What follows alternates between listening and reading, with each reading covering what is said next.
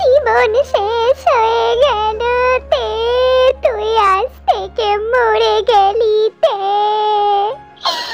এই যে আমার কি যে হলো, আমি আমি কত ছোটবেলা থেকে সুন্দর সুন্দর রোম্যান্টিক রোম্যান্টিক ভিডিও দেখতাম আর ভাবতাম আমার একটা সুন্দর ছোকরা বর হবে, কিন্তু এ তো আমার সর্বনাশ হলো রে তে।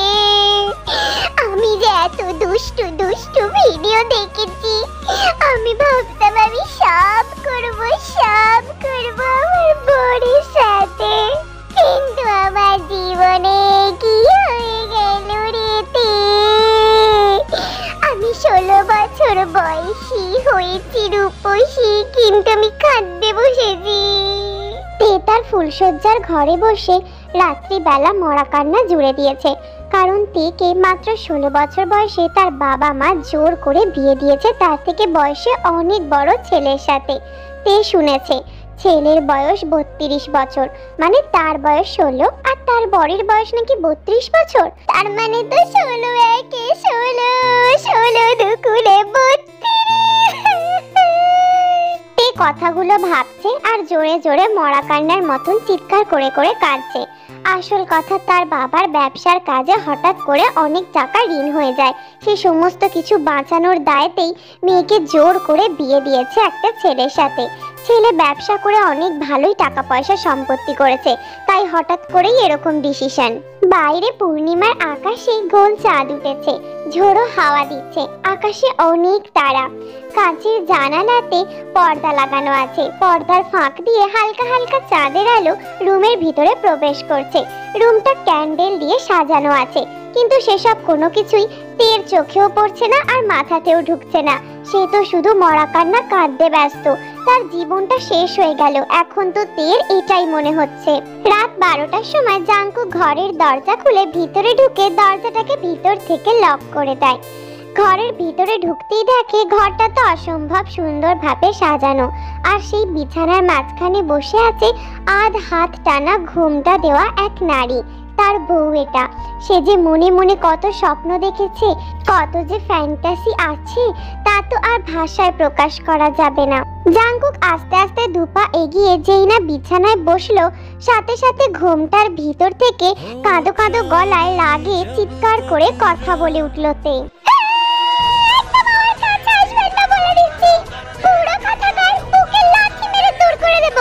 What nonsense! কিসের what? কিসের what?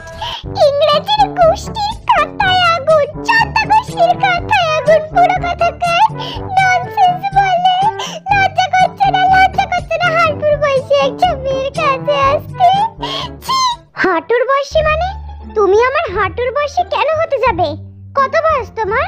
ঢং করেন আপনি, ঢং। আপনি জানেন না আমার কত বয়স? নাটক করেন, নাটক। যার না এত নাটক করার ইচ্ছা নেই, জি বাংলা সিরিয়ালে প্যাং প্যাং করে নাটক করেন। আপনি পুরো খাসি, পুরো ভাব একটা। আমি 16 বছর বয়সী হয়েছি, রূপসী পুরো বরকে বিয়ে দিয়ে এখন কাঁদতে বসেছি। আমি ছোটবেলা থেকে কত ভিডিও দেখেছি বন্ধুদের সাথে, কত কত কল্পনা ফ্যান্টাসি ছিল যে আমার একটা ছোকরা বর হবে, তা না বুড়ো বরের সাথে বিয়ে দিয়ে দিল। আমার জীবন শেষ হয়ে গেল। শাট আপ, একদম শাট আপ।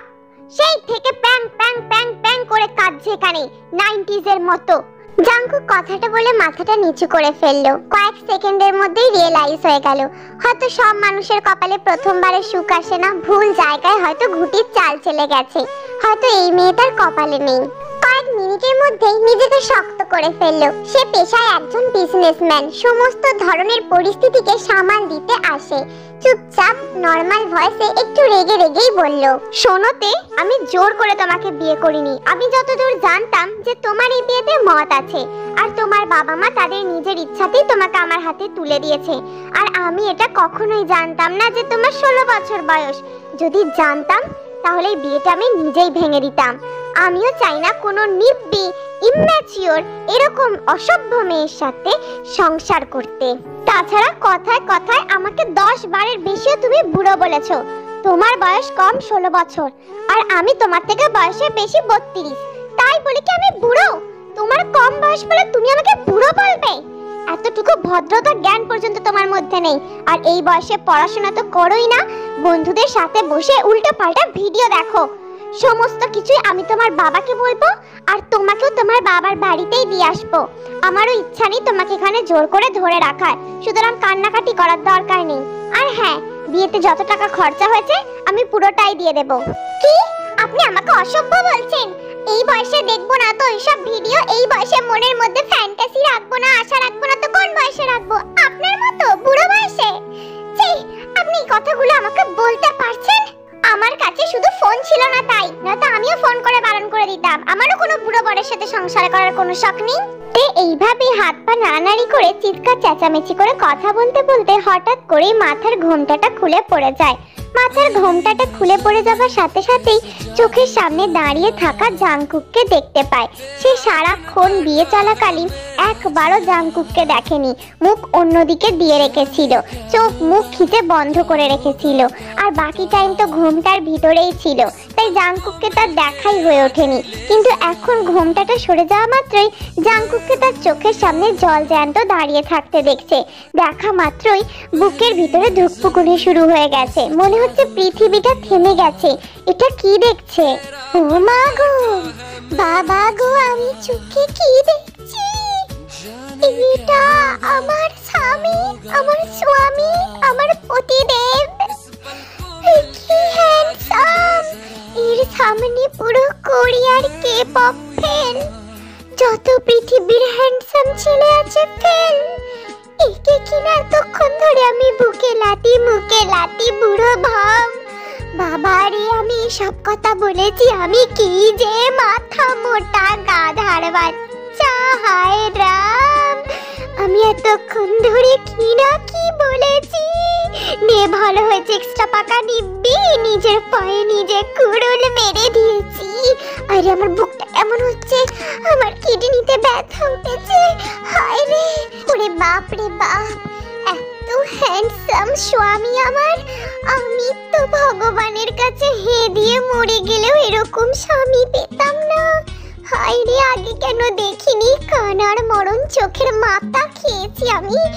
এত হ্যান্ডসাম ছিল, আমি আগে দেখিনি কেন? ইস, আমার ফ্যান্টাসির যে 100% লেভেল পুরো হয়ে গেছে। আমি ভাবিনি আমি না চাইতেই সোনা পেয়ে যাব হাতের কাছে। আমি ভাবতে পারছি না এটা আমার হাজবেন্ড। ওভাবে আমার দিকে হাঁ করে তাকিয়ে কি দেখছো তে? পুরো বিয়ের দিনটা যে আমার দিকে তাকাওনি, সেটা দেখি আমার বোঝা উচিত ছিল যে তোমার আমাকে পছন্দ না। আমিই বুঝতে পারিনি। যাক, হাঁ করে তাকিয়ে থেকো না, সরো, আমাকে ঘুমাতে দাও, কাল সকালে সব ব্যবস্থা করে দেব তোমার। জাংকুক কথাটা বলে বিছানার এক পাশে শুয়ে পড়লো এক ধারে, উল্টো দিকে মুখ করে। কিন্তু শোয়ার পরেও তার মনটা খুবই খারাপ হয়ে আছে। কথাগুলো শক্ত হয়ে তের কাছে বললেও মনের ভিতরে সমস্ত আশা আকাঙ্ক্ষা ব্যর্থ হয়ে গেছে, চুরমার হয়ে গেছে। চোখের কোণে বিন্দু বিন্দু জল জমেছে। ছেলে বলে কি তার ইমোশন নেই? অনেক বেশি ইমোশনস আছে। সে ভাবতে পারেনি এরকম হবে।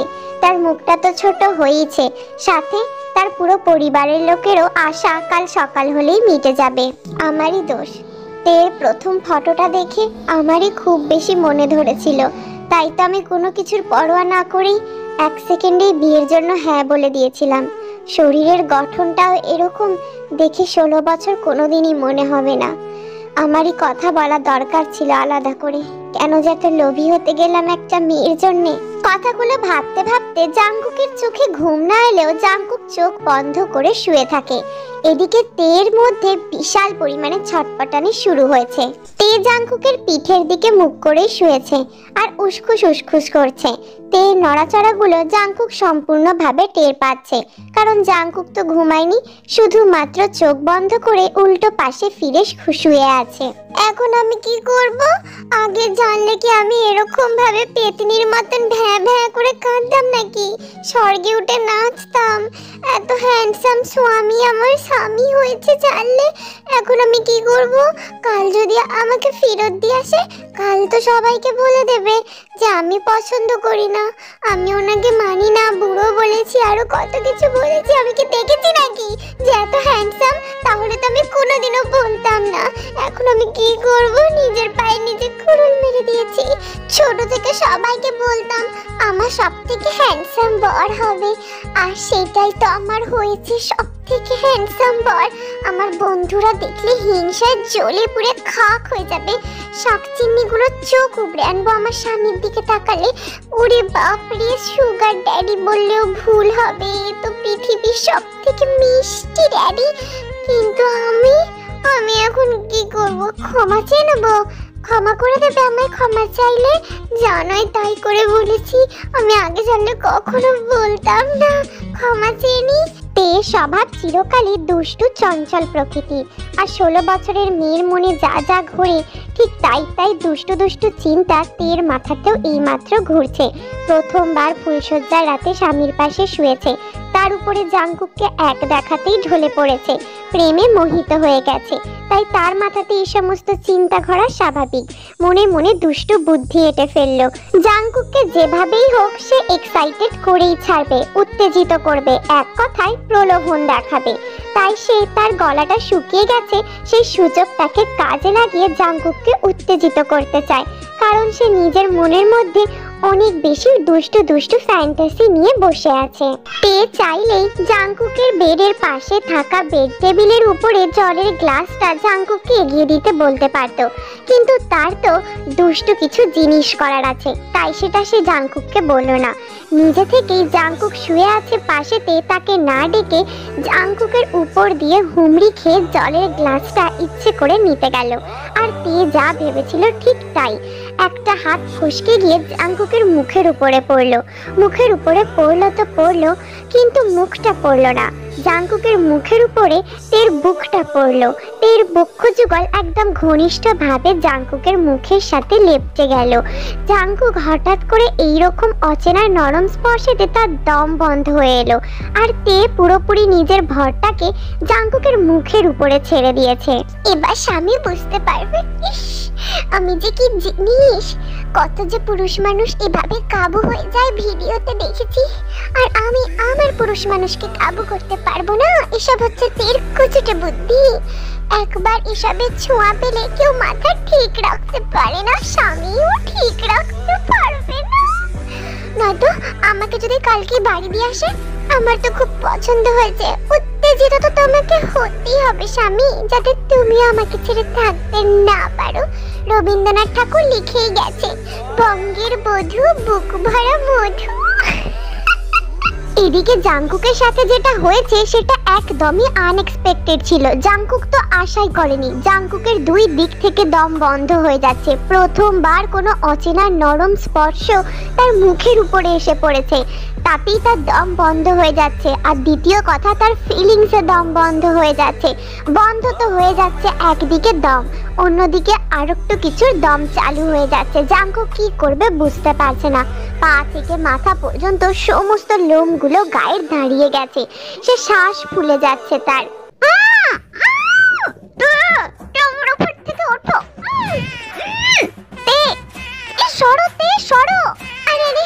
পড়ে গেছিলাম আপনার উপরে, বুঝতেই পারিনি এইভাবে যে পড়ে যাব সেটাও ভাবিনি।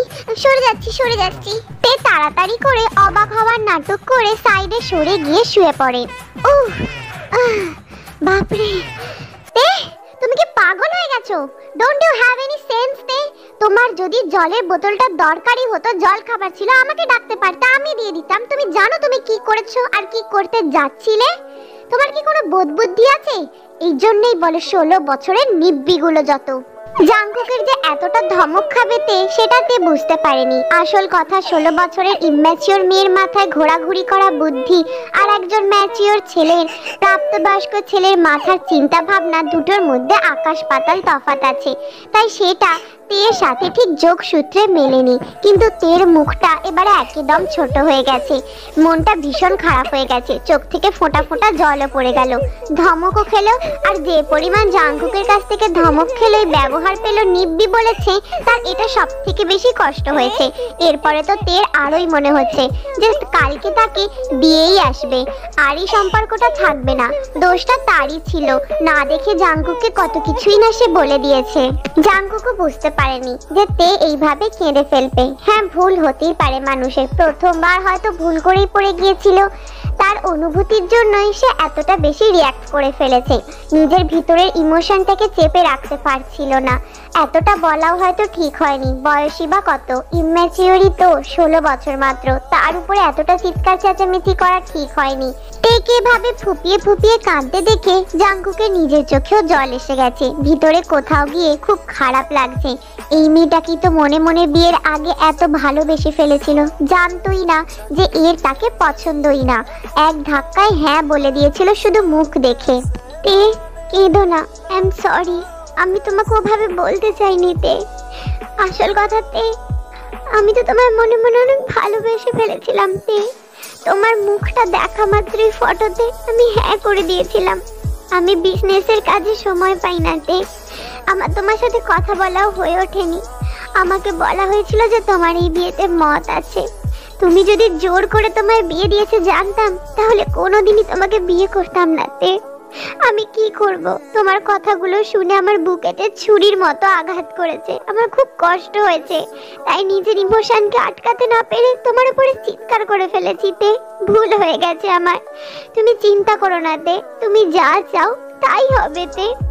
হঠাৎ করে এক ঝটকায় জাংকুকের বুকে ঝাঁপিয়ে এলো। জাংকুককে দুই হাত দিয়ে আষ্টে পৃষ্ঠে জড়িয়ে ধরলো, ফুপিয়ে ফুপিয়ে কাঁদতে কাঁদতে বলতে লাগলো।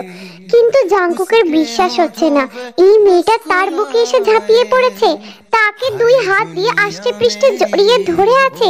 জাংকুকের যেন নিঃশ্বাস নেওয়াটাও কষ্টকর হয়ে পড়েছে।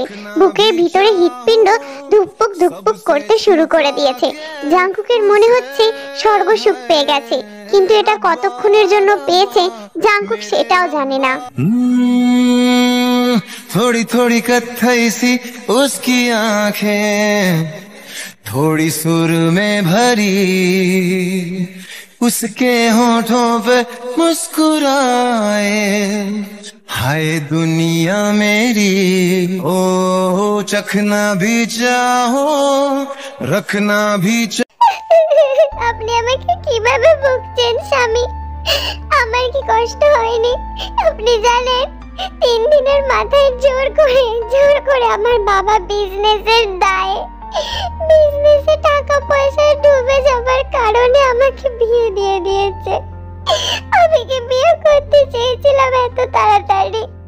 আমি এটাও পর্যন্ত জানতাম না কার সাথে বিয়ে হচ্ছে, কি বিয়ে হচ্ছে। আমার থেকে ফোনটাও কেড়ে নিয়েছিল। তাহলে আমার কি ভয় করবে না যে আমি কোথায় গিয়ে পড়বো, কার কাছে গিয়ে পড়বো? তাহলে আপনি যদি আমার জায়গায় থাকতেন তাহলে কি করতেন? একবার আমার কথাটা ভেবে দেখুন। আমাকে কি আমার বাবা একটু ভালোবাসে না? আপনি তো ভালো মানুষ, আমায় কিচ্ছু করেননি এখনো পর্যন্ত। অন্য কেউ হলে তো এতক্ষণে হয়েছে। আর কাঁদতে হবে না, আমি আছি তো। তুমি কাঁদছো কেন? আমি কিচ্ছু হতেও দেব না, আর এরকম কিচ্ছু করব না যেটাতে তুমি আনকমফোর্টেবল ফিল করো। তুমি যা চাও তাই হবে তে। তুমি কেঁদো না, অনেক কেঁদেছো। আমি বাইরে থেকে শুনতে পাচ্ছিলাম তুমি ঘরের ভিতরে বসে কাঁদছো। আমি ভেবেছি হয়তো তোমার বাড়ির লোকের কথা ভেবে তুমি মন খারাপ করে কাঁদছো।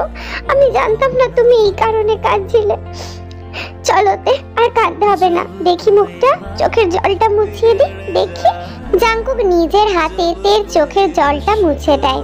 জাংকুকের এত কেয়ার করে আদর করে ভালোবেসে চোখের জল মুছিয়ে দেওয়াটা তের ভীষণ ভালো লাগে। তে একদম ব্লাশ করছে। এইটুকুতেই সে কত খুশি হয়ে গেছে। বুঝতে পেরেছে এই মানুষটার ভিতরটা তার জন্য ভালোবাসায় ভরপুর। সেই না বুঝে না জেনে কষ্ট দিয়ে ফেলেছে, কিন্তু এখন যেন তের মনে হচ্ছে সে খুশিতে আকাশে উড়ছে।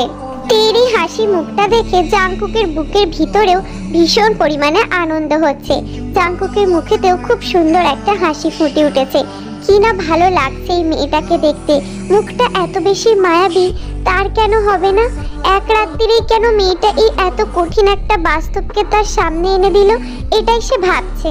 জাংকুক নিজের পকেট থেকে ডায়মন্ডের নেকলেস বের করে তেয়ংকে নিজের হাতে পরিয়ে দেয়। কি করছেন আপনি?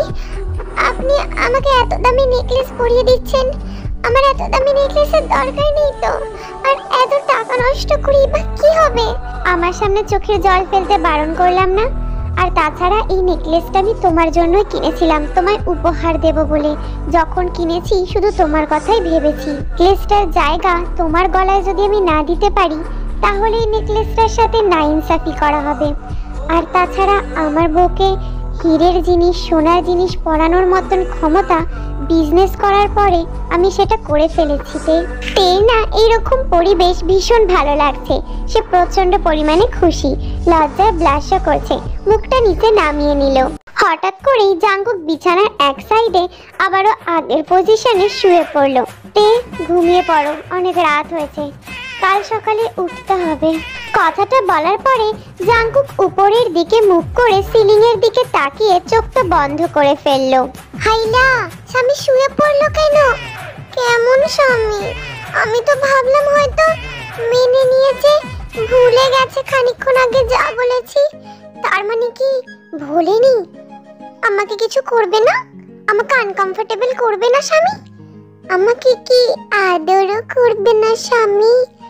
উফ, কি লোক রে বাবা! শুয়ে পড়লো, আজকের দিনে কে শুয়ে পড়ে? অসম্ভব, অসম্ভব। বলছি স্বামী, তুমি আজকের দিনে শুয়ে পড়লে আর কিছু করবে না? আর ঘুমাবে? এভাবেই ঘুমাবে? আর কিছু করবে না? মানে কিছু হবে না? জাংকুক চোখটাকে না খুলে চোখ বন্ধ করা অবস্থাতেই থেকে উত্তর দিল, এইভাবে ঘুমাবো না তো আর কি করব? আর কিছু কি আমার করার আছে নাকি কাজ? মানে কি সব বলছেন আপনি? আপনার কোনো কাজ করার নেই?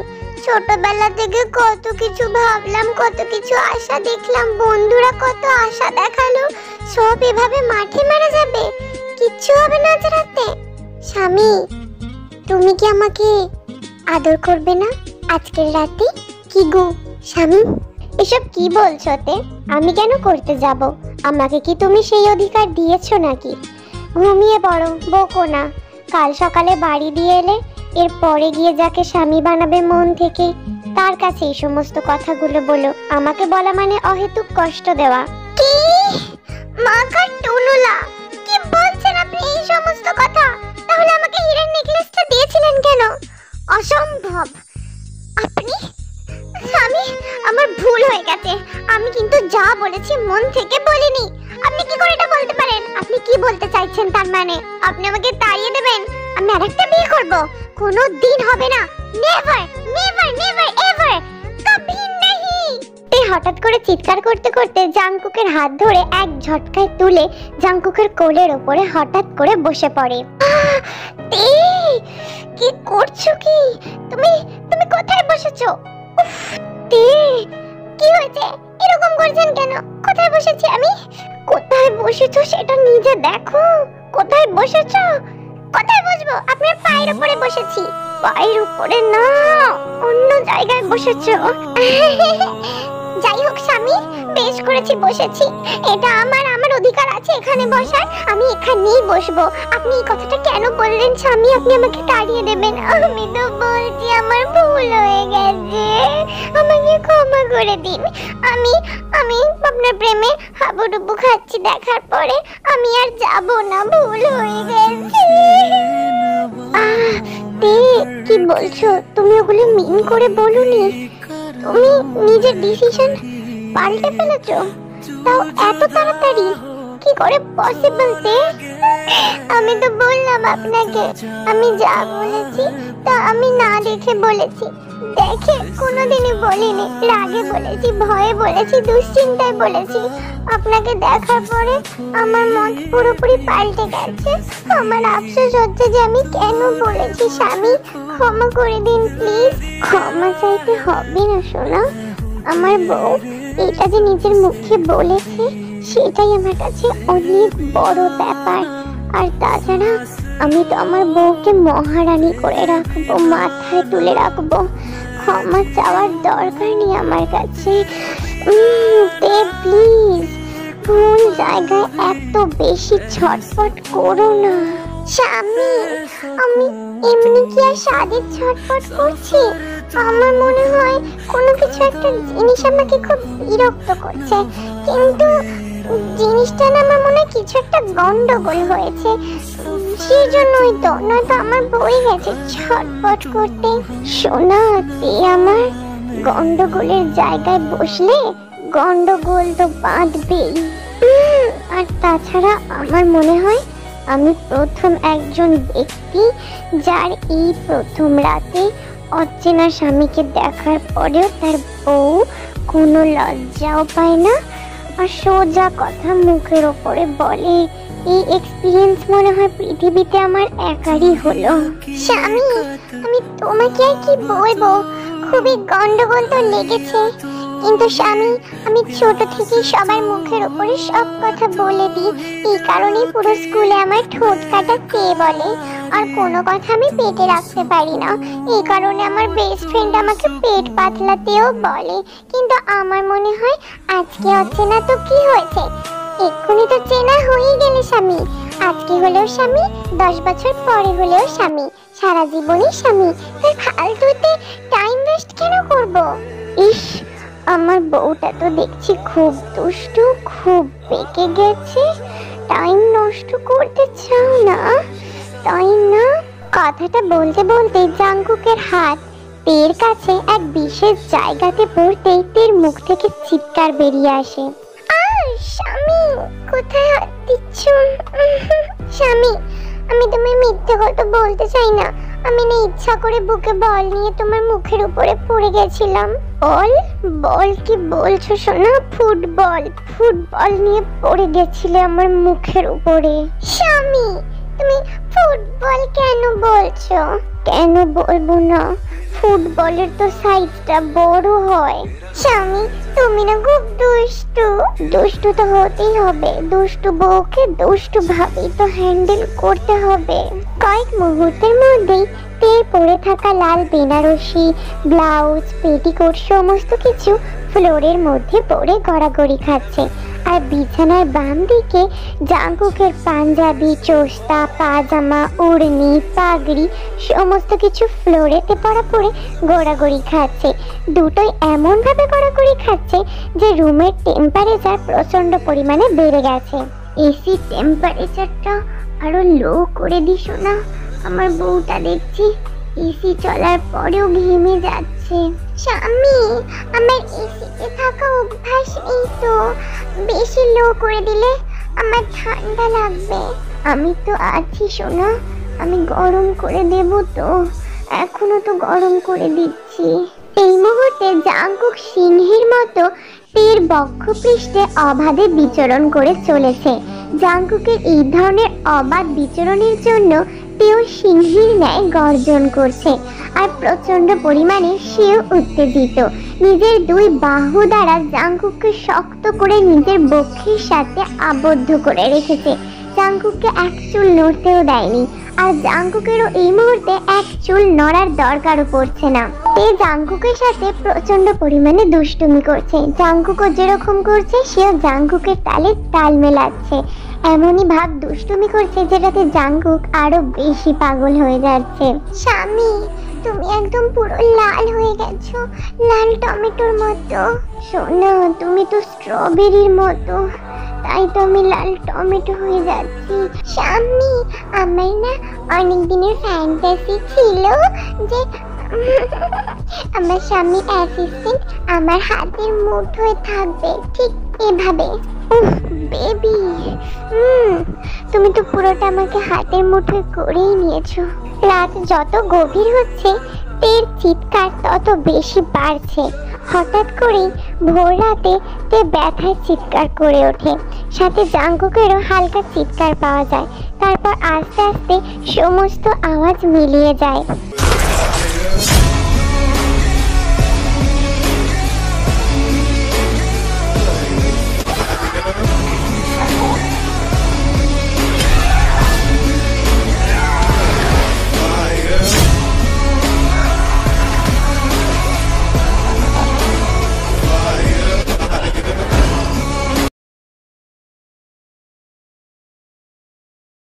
জাঙ্কুক তার বিজনেসের কাজের জন্য কয়েকজন লোকের সাথে বাড়ির লিভিং রুমে বসে বিজনেস সংক্রান্ত কথা বলছে।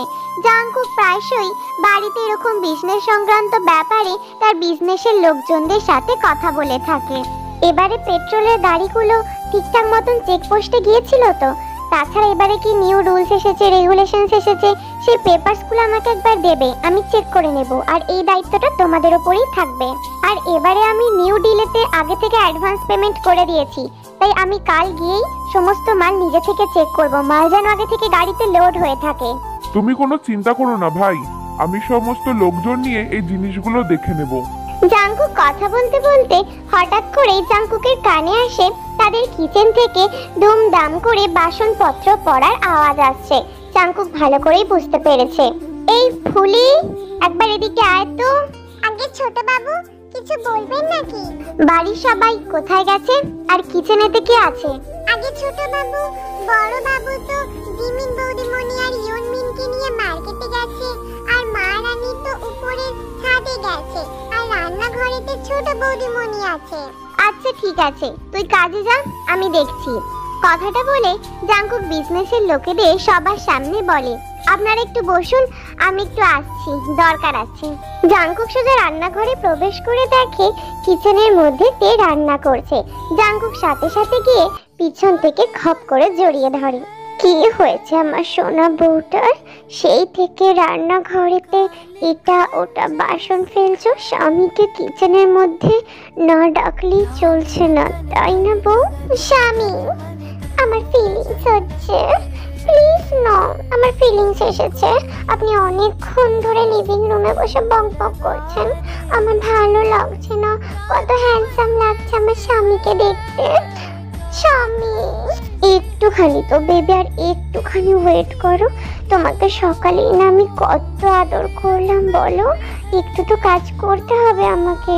আর বাইরে সবাই বসে আছে লিভিং রুমে, এখানে আমি এভাবে থাকলে সবাই কি ভাববে বলো বেবি? কাজটা মিটে যাক, আমি ফিরে এসে তোমার অনেক আদর করবো, করি না নাকি? সব সময় তো করি, কাজের সময় তো বেবি। স্বামী, কিন্তু আমার তো এখন ফিলিংস হচ্ছে। আপনি এইভাবে কি সমস্ত কাজকর্ম করছেন? ছাড়ুন।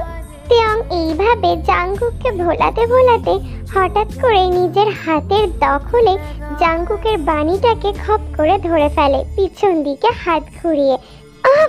বেবি, বুঝে গেছি, তুমি তার মানে আমাকে এত সহজে ছাড়বে না। ঠিক আছে বেবি, বিজনেস পরে হবে, আগে বেবির ফিলিংস মেটাই আমি। বেবি, এত আওয়াজ কেন করছো সোনা? আমরা কিচেনে আছি, বেডরুমে নেই তো বউ। বাইরে আমার বিজনেসের লোক বসে আছে, তো আওয়াজ করো না। দুষ্টু স্বামী, তুমি এরকম কাজকর্ম করছো যে আমার মুখ থেকে আওয়াজ বের হচ্ছে। তুমি তো এরকম করছো, আমি কি আর সাদা আওয়াজ বের করছি? একটুখানি ফিলিংস হচ্ছে, কি বলেছিলাম? তুমি তো পুরো মুভি শুরু করেছো। এদিকে লিভিং রুমে জাঙ্কুকের বিজনেসের লোকজন বেশ কয়েক মিনিট ধরে জাঙ্কুকের জন্য অপেক্ষা করছে। সেটা দেখে জাঙ্কুকের অ্যাসিস্ট্যান্ট জাঙ্কুককে ডাকতে যায় কিচেনের কাছে। কিচেনের বন্ধ দরজা দেখে সে আর এগোলো না, বাইরে থেকেই আস্তে করে জাঙ্কুককে ডাকলো। ভাই, তোমার জন্য সবাই অপেক্ষা করছে, আমি ওদেরকে কি বলবো ভাই? চলে যেতে বলবো কি? তুই ওদেরকে এখন যেতে বল, আমি 1 ঘন্টা পরে গিয়ে দেখা করে ফাইনাল কথা বলে আসবো। আচ্ছা ঠিক আছে ভাই। তুমি আমার ফিলিংসের জন্য বিজনেসের কাজ মেটাবে না? না বাবু, আগে তোমার ফিলিংসটা মেটাই, তারপর বিজনেসের কাজ মেটাবো।